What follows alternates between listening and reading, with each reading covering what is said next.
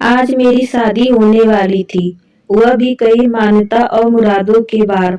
मेरी उम्र 35 साल से ऊपर हो गई थी, लेकिन जो रिश्ते मेरे लिए आते थे, वह मेरा गहरा सांवला रंग देखकर वापस चले जाते थे।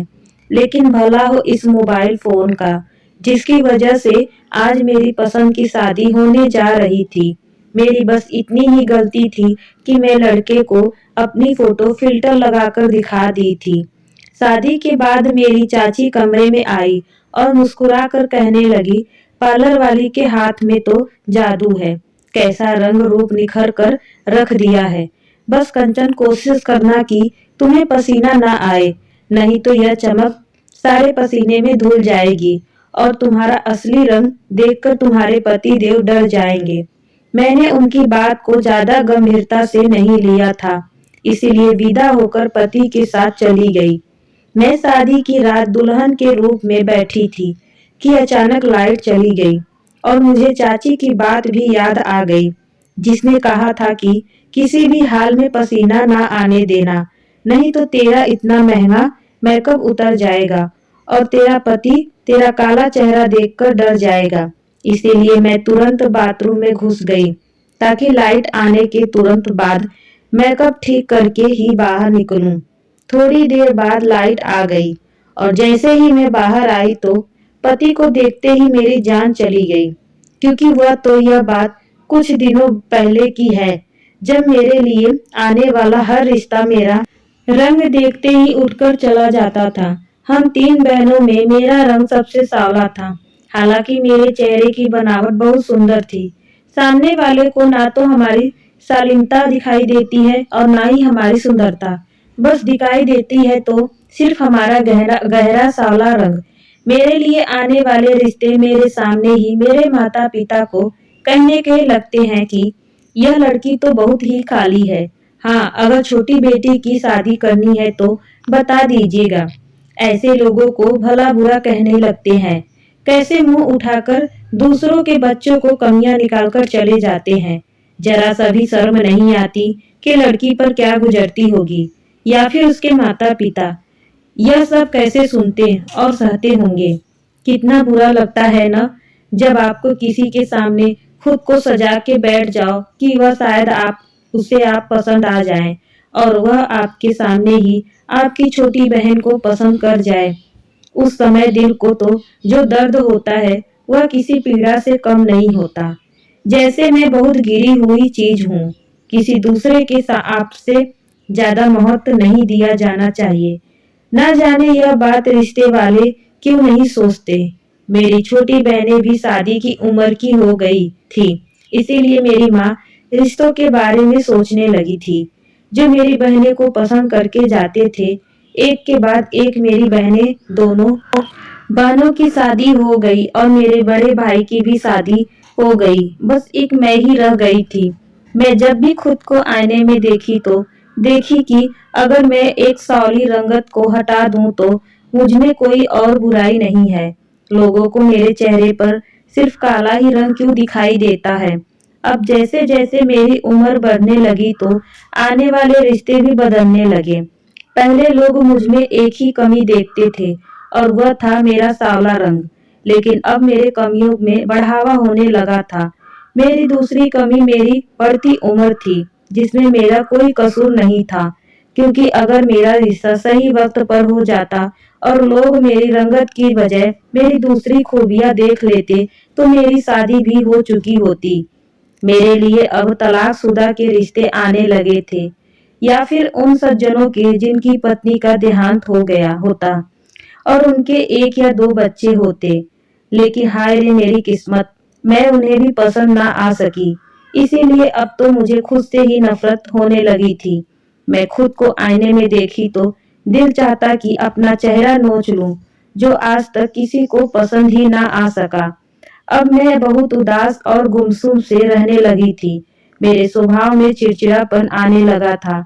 जब मेरी छोटी बहन ने अपने पतियों और छोटे बच्चों के साथ मायके आती थी, तो मैं अपने कमरे में खुद को बंद कर लेती और उनके पतियों के सामने भी नहीं जाती थी कि वह मुझे देखकर कहीं वह मेरा मजाक ना उड़ा दे कि हमारी माँ इस काली को हमारे लिए पसंद करने आई थी और मैं बहुत नकारात्मक सोचने लगी थी।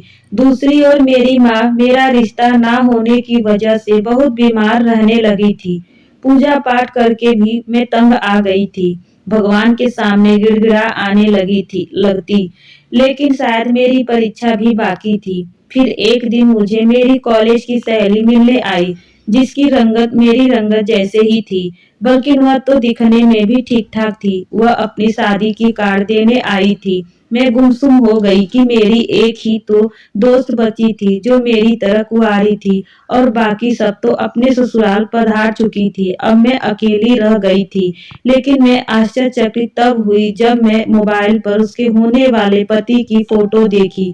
वह तो अच्छा खासा खूबसूरत नौजवान था। मुझे अपनी सहेली का सांवला रंग देखकर भी जलन होने लगी। इस रंग के रूप पर भी क्या किस्मत चमकी थी। वह मुझे कहने लगी, कंचन, मेरी संजय से फेसबुक पर दोस्ती हुई थी और फिर हमारी दोस्ती प्यार में बदल गई। वह कहने लगी, पहली बार उसने अपनी तस्वीर फिल्टर में खींचकर भेजी थी। फिर धीरे धीरे जब मोहब्बत रंग लाई तो फिर उसे मेरी रंगत से कोई शिकायत नहीं रही थी। यह सुनकर मुझे समझ में आने लगा कि शादी करने का यही एक तरीका हो सकता है। अब मैं अगर मुझसे भी किसी को मोहब्बत हो जाए और वह मेरे लिए रिश्ता लेकर आ जाए तो मेरा भी घर बस जाए। मैं अपने मोबाइल में फेसबुक पर कई खूबसूरत और हैंडसम लड़कों की तस्वीर देखने के बाद में उनमें में से जो मुझे अच्छा लगा मैं उसे मैसेज करने लगी। पहले उनकी तस्वीरों को लाइक करने लगी और उसमें तारीफ पर कमेंट भी करने लगी और फिर मैं खुद ही फ्रेंड रिक्वेस्ट भी भेज दी, जो कि तुरंत एक्सेप्ट कर ली गई। मैं बहुत खुश हो गई कि 1 महीने तक हम आपस में बातें करते रहे। उस लड़के का नाम नवीन था। नाम भी अच्छा था। इसी पे मुझे मालूम हुआ कि तस्वीर उसी की है। 1 महीने के बाद हम एक दूसरे से मोहब्बत का इजहार भी कर बैठे। पहली बार नवीन ने मुझे मेरी तस्वीर मांगी तो मैंने यह कहते हुए मना कर दिया कि मैं उस तरह की लड़की नहीं हूँ। मैं बहुत सीधी सादी लड़की हूँ। अगर मेरी तस्वीर कहीं वायरल हो गई तो यह बहुत बुरी बात हो जाएगी। नवीन ने कहा कि वह मुझे पसंद करने लगा है और वह मेरे बारे में गंभीरता से सोचने लगा है, इसीलिए मुझे देखना चाहता है। मुझे अपनी सहेली की बात याद आ गई। मैंने सोचा कि मैंने देखने में तो बहुत खूबसूरत नहीं हूँ, तो क्या मैं फिल्टर से अपना रंग गोरा करके उसे अपनी तस्वीर भेज दूं? फिर मैं बिल्कुल ऐसा ही किया और तस्वीर उसे लड़कों को भेज दी। जैसे ही उसने मेरी तस्वीर देखी, मैंने अपनी तस्वीर सबके लिए डिलीट कर दी। वह मुझसे कहने लगा, कंचन, तुम बहुत खूबसूरत हो। उसके इन शब्दों ने मेरे अंदर की कमी को मिटाया था। कई सालों से मैं अपने रंगत के ऊपर सिर्फ ताने ही सुनती आ रही थी। पहली बार किसी ने मेरे हुस्न की तारीफ की थी तो मुझे लगा मैं हवा में उड़ रही हूँ। कहने लगा कि तुम्हारा चेहरा तो किसी की परी चेहरे जैसा ही है। इन शब्दों ने मुझे शर्माने पर मजबूर कर दिया। पहली बार किसी ने मेरे रंग के अलावा मेरे चेहरे में कुछ अच्छा देखने की कोशिश की थी और फिर यह सिलसिला शुरू हुआ था। वह अक्सर मेरी तारीफ करता रहता था। फिर तभी मुझे उससे पता चला कि वह सॉफ्टवेयर इंजीनियर है और ऑनलाइन बिजनेस भी करता है। मैं भी उसे अपनी पढ़ाई के बारे में बताया था और साथ ही मैंने बताया था कि खाना बनाने में मैं माहिर हूँ। मेरा हाल हमारे विचारों स्वभाव मिलते जुलते थे। 4-5 महीने हो गए थे कि नवीन ने मेरे लिए रिश्ता भेजने की जिद करने लगा था और अब मैं सोच रही थी कि घर पर किसे बात करूं। मुझे पहले ख्याल चाची का ही आया। मैंने उन्हें अपना सारा रहस्य बता दिया ताकि जब रिश्ता आए तो चाची बात को संभाल ले और फिर ऐसा ही हुआ था। मेरे रिश्ते के लिए जिस दिन नवीन के घर वाले को आना था, मैं अच्छी तरह से तैयार हुई थी। चाची ने मेरे मम्मी पापा को यही कहा था कि नवीन का रिश्ता उनके किसी जानने वाले की तरफ से आया है। तुम फिक्र मत करो और मिठाई खाओ। 1 महीने बाद मेरी शादी भी हो गई। लाइट ना होने की वजह से जब मैं वॉशरूम में गई थी और फिर लाइट आते ही अपना मेकअप ठीक करके बाहर आई तो नवीन बेड पर ही बैठा हुआ था। वह देखने में बिल्कुल वैसा ही था जैसे मैं शर्माई बेड पर आई और आकर बैठ गई। फिर हम दोनों के बीच कुछ सेकंड खामोशी से गुजरे। तब नवीन ने कहा, तुम अपनी तस्वीर से भी ज्यादा खूबसूरत हो। उसने मेरा हाथ पकड़कर मुझे अंगूठी पहनाई, लेकिन अंदर ही अंदर मुझे यह डर था कि कहीं मेकअप धोने के बाद नवीन की मोहब्बत खत्म न हो जाए। लेकिन उसकी अगली बात दे मेरे होश उड़ा दिए थे। कहने लगा, तुम मुंह धोकर सादा ड्रेस पहन लेना। इस गर्मी में इस भारी भरकम ड्रेस में तुम परेशान हो रही होगी। अब तो मैं यह सोच रही थी कि उसे कैसे बताऊं मेरा रंग सांवला है।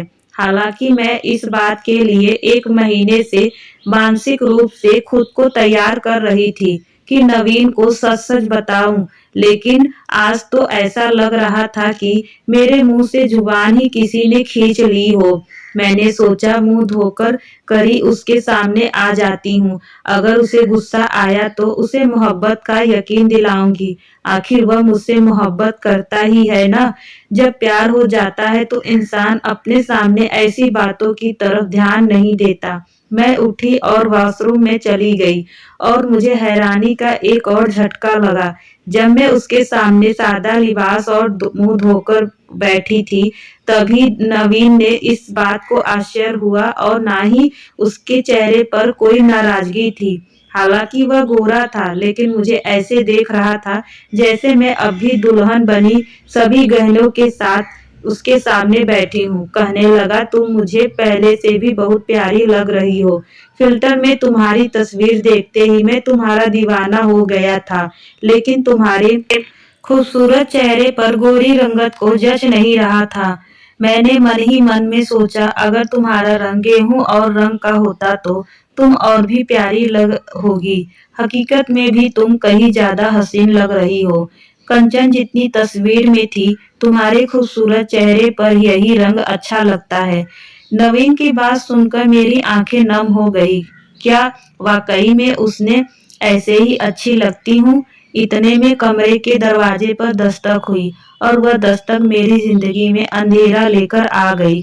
नवीन ने जब खड़े होने के लिए पर साइड पर रखा और स्टैंड को अपने करीब किया और उसके सहारे से वह खड़ा हुआ। यह देखकर तो मेरे होश ही उड़ गए थे कि वह एक पैर से अपाहिज था।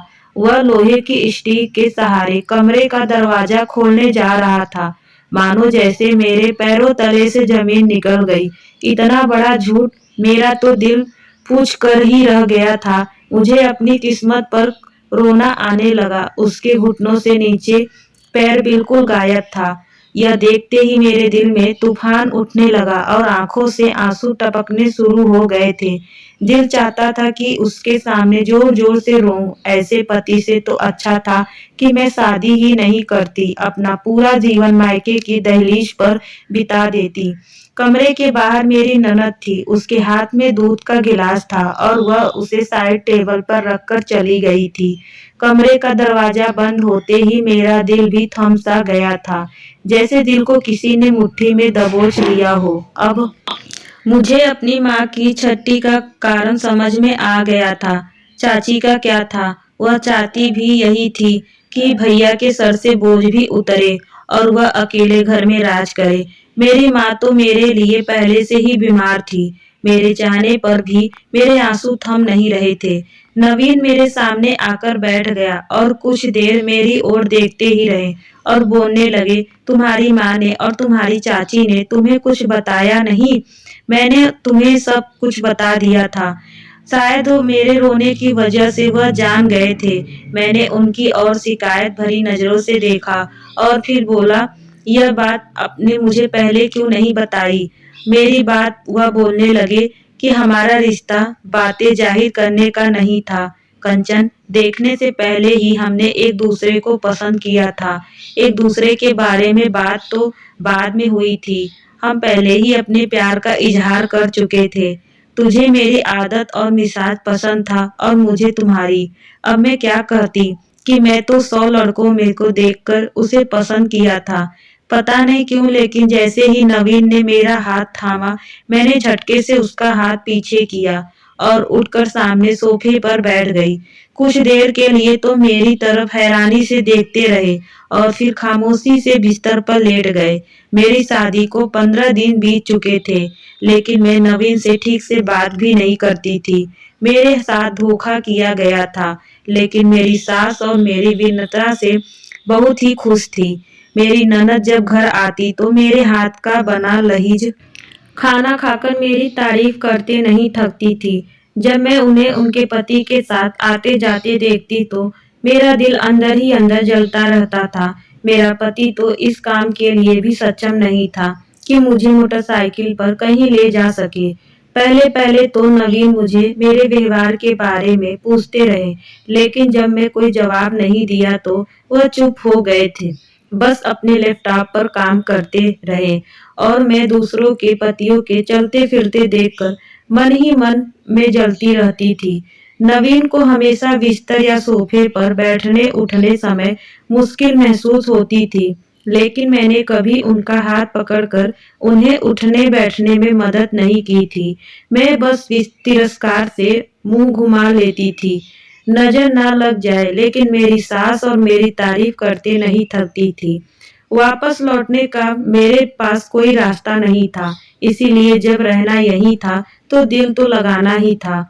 नवीन जब भी मुझे अपनी जरूरत की चीज मांगते तो मैं उन्हें गुस्से से जवाब देती थी। अपने अंदर की घटना मुझसे बर्दाश्त नहीं हो रही थी, लेकिन वह मेरी हर करवाहट चुपचाप सुन रहे थे। ऐसा करते हुए मुझे मेरे शब्दों की कठोरता का जरा सा भी एहसास नहीं होता था। मैं यह तक नहीं कह देती, आपका हर काम मुझे करना पड़ता है। अगर आप अपाहिज ना होते तो मुझे भी इतना काम ना करना पड़ता। मैं तो आपके साथ कहीं बाहर भी नहीं जा सकती। लोग कैसे कैसे नजरों से देखेंगे। मुझे मेरी बात का भी कोई जवाब नहीं देते थे। उन्होंने बस एक खामोशी सी अपने साथ रखी थी, बस इतना कहकर कि तुम मेरा काम मत किया करो। हालांकि मैं उनका ज्यादा काम नहीं करती थी। ज्यादातर वह घर पर ही रहते थे, क्योंकि उनका सारा काम लैपटॉप पर ही होता था और वह अपने कमरे में ही रहते थे। बस कुछ देर वह अपने माँ पापा के साथ बैठ जाते थे, बातें करते रहते थे। नवीन अपने माता पिता की इकलौते बेटे थे, बाकी दो बहनें थी। एक बार उन्होंने मुझे बताया कि वह काम से बाहर जा रहे थे। अगर मैं मैका जाने चाहती हूँ तो वह मुझे छोड़ देंगे। यह बात सुनकर मैं उपहार भरे अंदाज में हंसने लगी कि आप इस काबिल हैं कि मुझे कहीं बाहर ले जा सके।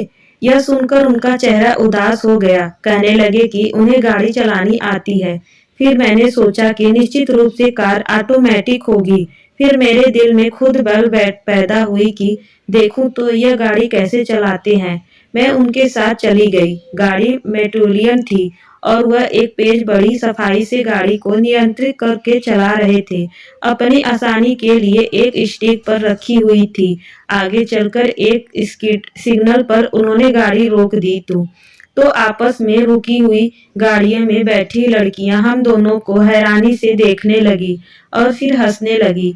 एक कहने लगी, कितना खूबसूरत नौजवान है, और बीबी देखो बिल्कुल काली। मुझे तो दया आ रही है बेचारे पर। उसकी बात हम दोनों ने भी सुनी थी। यह सुनकर मेरा खून खौल उठा था कि पता चले कि बहुत खूबसूरत वाले का एक पैर ही नहीं है तो फिर मैं देखूं कि तरस आएगा। उसने मेरे जख्म को एक बार फिर से नए से ताजा किया था। मेरा चेहरा देखकर नवीन समझ गए कि मुझे उस लड़की की बात बुरी लगी है, इसीलिए कहने लगे कि तुम लोगों की परवाह मत किया करो। अगर यह मेरी नजर से देखेंगे तो उन्हें पता चलेगा कि तुम कितनी हसीन हो। मुझे उस लड़की की बात इतनी बुरी नहीं लगी थी जितनी बुरी नवीन की मुंह से मेरी तारीफ। मैं गुस्से से कहा, ऐसी बातें मुझसे मत किया करे। ऐसी बातों की जाल में फंसकर मैं पछता रही हूँ। आसान नहीं होता एक अपाहिज के साथ जिंदगी गुजारना। मैंने गुस्से वाली आवाज में कहा और अपने घर के सामने उतरने लगी। तो नवीन ने कहा, कंचन, अगर तुम मेरे साथ खुश नहीं हो तो जो चाहे तुम फैसला ले सकती हो। तुम हर फैसले के लिए आजाद हो। मैं उपहास भरी मुस्कान के साथ जवाब दिया, मेरे पास वापसी का रास्ता अगर इतना आसान होता तो मैं आपकी हकीकत जानकर वापस लौट गई होती। यह कहकर मैं गाड़ी से नीचे उतर गई और बड़ी जोर से दरवाजा बंद कर दिया और घर आ गई। अगले दिन मुझसे मिलने मेरी वही सहेली आई। उसके चेहरे की रौनक मानो कहीं गायब हो गई थी। मैंने उससे उस कारण पूछा तो कहने लगी, मेरा पति मुझे मेरे रंगत के लिए ताने मारता है। कहता है तुमने मुझे धोखा देकर शादी की है और अब मुझे मायके भेज दिया है और बोला है कि तुम मुझे तलाक दे दूंगा। हालांकि मैं उसके छोटे से घर और कम पगार से खुशी से गुजारा कर रही थी। सहेली की इस बात पर मैंने कुछ भी नहीं कहा।